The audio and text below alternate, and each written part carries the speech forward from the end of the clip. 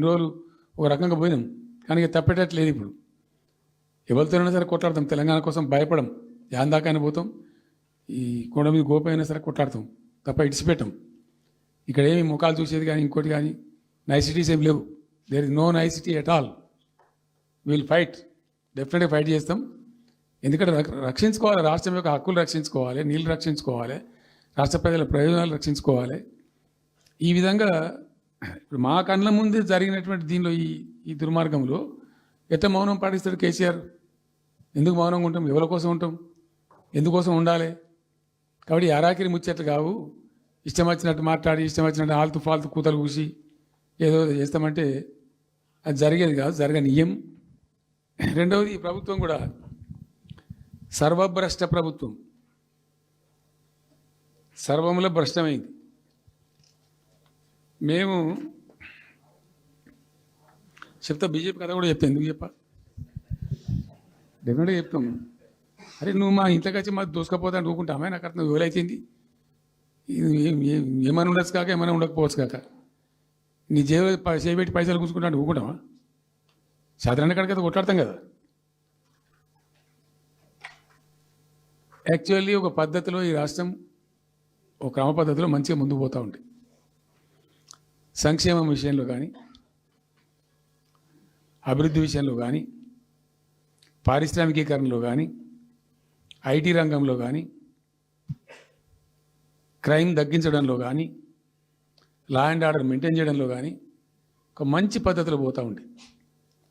ఇవాళ ఏందండి, జంట నగరాలలో పట్టభాగాలు నడి రోడ్డు మీద హత్యలు జరుగుతున్నాయి, అడిగే దిక్కు లేదు. మానభంగాలు జరుగుతున్నాయి, రేపులు జరుగుతున్నాయి. ఎన్సీఆర్బీ రిపోర్ట్ ప్రకారంగా 20% క్రైమ్ రేట్ పెరిగింది తెలంగాణలో. పీస్ఫుల్ స్టేట్ ఉండే, ఫ్రెండ్లీ పోలీసింగ్ ఉండే, అవన్నీ ముఖ్యమైపోతున్నాయి ఇవాళ తెలంగాణలో. చూస్తున్నాం మేము, మనం పాటించడానికి చూసుకుంటూ, గమనించుకుంటూ, రికార్డు చేసుకుంటూ అని చర్చ చేస్తున్నాం. ఎప్పటికప్పుడు పెరిగిపోయినాయి. వాగ్దానాలు ఏంటంటే వీళ్ళు చేసినాయి. మంచిగా ఉన్న ప్రజలను, మాకు ఓటేసే ఉద్దేశంలో ఉన్న ప్రజలను పచ్చి అబద్ధాలు టెంప్ట్ చేసి, మోసం చేసి, ఈ రాష్ట్ర ప్రజానీకాన్ని మోసం చేసి, దొంగ మాటలు చెప్పి, మాయ మాటలు చెప్పి, అర్రాస్ పాటలు వాడినట్టు వాడినండి, వేలం పాట వాడినట్టు. కేసీఆర్ 10,000 ఇస్తాడు రైతు బంధుకు, మేము 15,000 ఇస్తాం. మహిళలకు 2,500 ఇస్తాం. కేసీఆర్ కళ్యాణ లక్ష్మి ₹1,00,000 ఇస్తాడు, మేము తులం బంగారం కల్పిస్తాము. మీరు పెళ్లిళ్ళు చేసుకోకుండా ఆపుండ్రి. ఇదే ప్రభుత్వం మీరు చెప్పినటువంటి మాటలు, పెళ్లిళ్ళు చేసుకుంటూ ఆగిపోండి, మీరు నవంబర్లో వేసుకునే బదులు డిసెంబర్లో వేసుకుంటే తులం బంగారం కూడా వస్తుంది. ఉపన్యాసాలలో చెప్పినండి, మా ఉన్నాయి ఆ క్యాసెట్లని. ఇంకేం చెప్పినారు? పెన్షన్ తీసుకునే ముసలి ఎవరైతున్నారో నవంబర్లో తీసుకోకుండా డిసెంబర్లో 4,000 వస్తుంది. తెల్లారే ఇంకేం మాట్లాడిండ్రు? ఏంటి అది? 2 లక్షల రుణమాఫీ అని నరికిండ్రు. ఉరుకుండ్రి బ్యాంకుల పంట పోయి జల్దీ తెచ్చుకోండి. ఇది ఒక్కటి కాదు, అట్లా అర్రాస్ పడవాడినట్టే. చివరికి విద్యార్థులకు, పాపం పేద విద్యార్థులకు ఇండియా స్కూటీలు కాదా బాబు, చాలా ఉన్నాయి. శాంతాడంత లిస్ట్ 420 హామీలని చాలా ఉన్నాయి. నేను కొన్ని హైలైట్ చేసి చెప్తున్నాను. టెంప్ట్ చేయడంలో, ఫర్ ఎగ్జాంపుల్ ఇప్పుడు ఇండియా మొత్తంలో ఎక్కడ ఇయ్యరండి. మేము మొత్తం కూడా 100% సమ్మిళితమైన అభివృద్ధితో మేము ముందుకు పోయినాం. ఇట్లా ఏకపక్షంగా, ఏకోన్ముఖంగా పోలే. మేము ఆల్ ఫ్రంట్స్ కవర్ చేయాలని చూసినాం.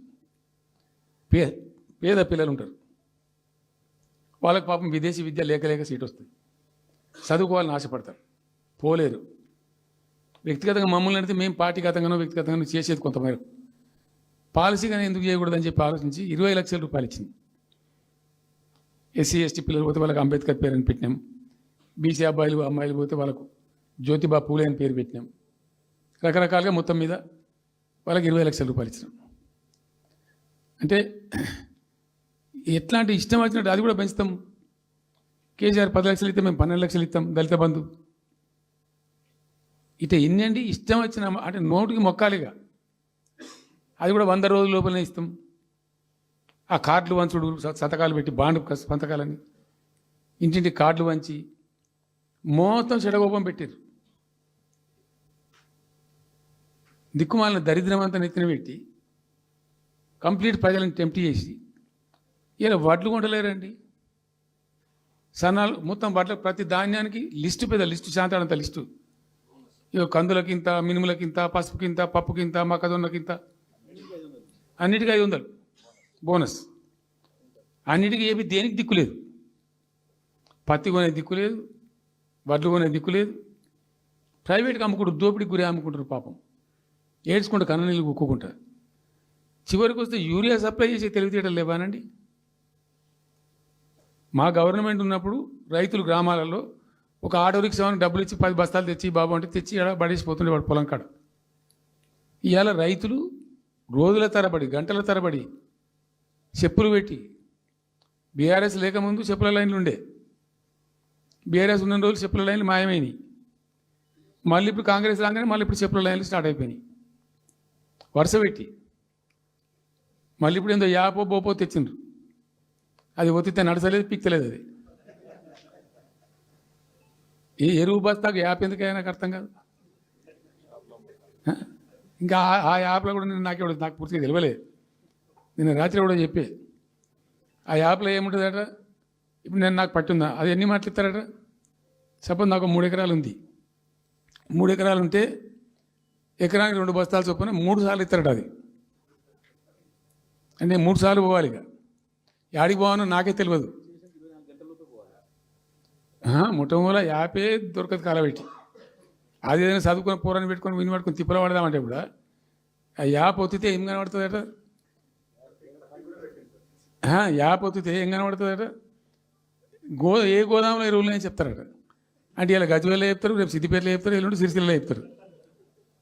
ఏ గోదాం పోవాలి, ఎటు పోవాలి. ఇంతకన్నా జోక్ ఉంటుందా. రైతులకు మండల కేంద్రంలో ఎరువుల దుకాణం ఉంటుంది, తప్పితే వాళ్ళ తాలూకా కేంద్రంలో ఉంటుంది ఎక్కువ. ఆడ సాగుకారు ఉంటాడు, ఇచ్చేటోడు ఉంటాడు, అప్పిచ్చేటోడు ఉంటాడు.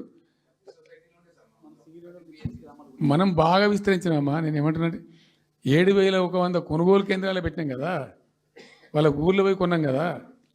ధాన్యం నెత్తిన పెట్టుకొని వాళ్ళ అంగడికి వచ్చి ఈ మార్కెట్ పైన తిరుగుడే బంద్ చేసినాం కదా. అసలు రైతు సెంట్రిక్గానే మన పరిపాలన ఉండే కదా కంప్లీట్గా.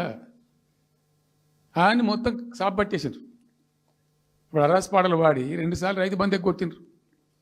పెన్షన్ 4,000 ఇస్తామని 2 నెలల పెన్షన్ కొట్టిండ్రు. చాలా భయంకరమైనటువంటి పరిస్థితి తీసుకొచ్చింది రాష్ట్రంలో. ఇంత దిక్కుమాలిన కథ. నిరుద్యోగ భృతి ఇస్తాము, ఇవాళ మొక్కాల ఎన్ని అసలు హామీలు. నిరుద్యోగ భృతి ఇస్తాము, తోక ఇస్తాము, నోటిఫికేషన్లు ఇస్తాము, జాబ్ క్యాలెండర్లు ఇస్తాము, విద్యా భరోసా కార్డు. ఇక వాడు చూసి అడ్డం పడి ఆయన ఓటేసారు జనం. ఇప్పుడు జరిగింది ఏంది, టెంప్ట్ అయిపోయారు.